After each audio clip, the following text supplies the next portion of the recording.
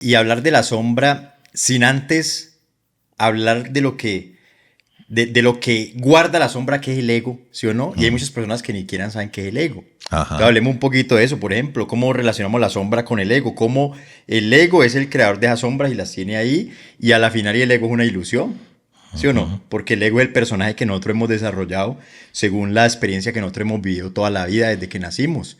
Entonces solo somos un personaje que ha reaccionado y ha guardado cosas en su cabeza y se ha formado esa personalidad y cada uno es diferente.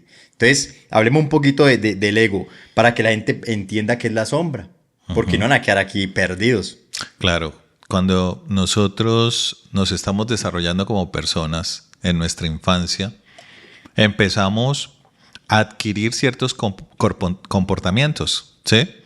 Esos comportamientos son aceptados, premiados, resaltados por nuestros padres, que son los primeros, que son los que nos están reforzando. Cada vez que nosotros tenemos un comportamiento positivo, nos lo vamos es como si estuviéramos colocando unas placas, ¿sí? Si recordamos, por ejemplo, estos caballeros de la Edad Media que utilizaban, digamos, todo la protección para irse a la guerra, que era estos trajes de metal, digamos, cada uno de ellos está compuesto por una placa. Entonces, nosotros en la medida que vamos siendo aceptados,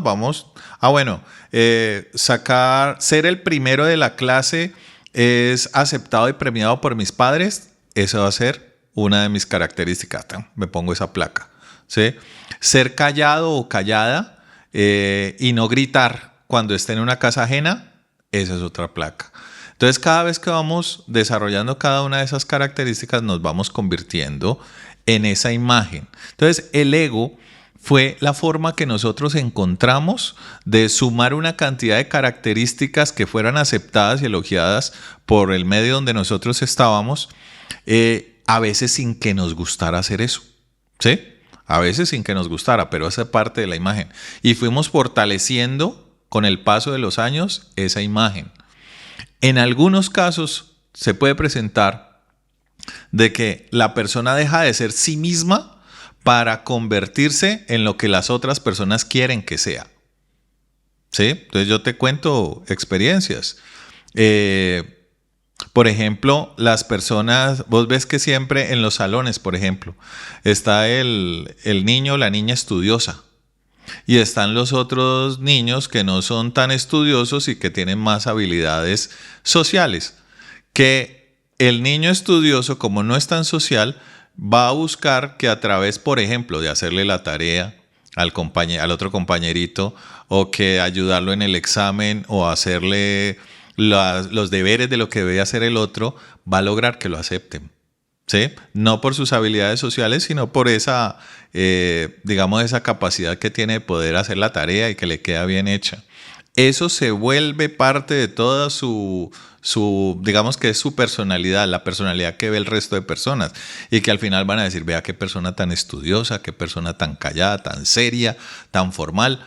Pero resulta que han habido otros comportamientos que han recibido rechazo y que inmediatamente la persona lo que hace es empezar a esconderlos.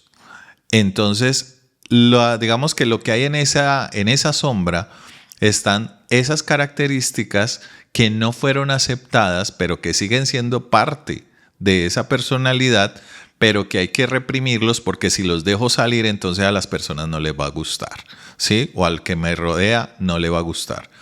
Si vos ves cuando llegan ciertos niveles de madurez, de personalidad, ya hay personas que dicen que no les importa cómo los vean y la opinión de las otras personas. Y ahí hay un proceso que han llevado a que estas personas dejen de lado el ego, ya no están trabajando para ser aceptados por las otras personas, sino que empieza a integrar todas sus características.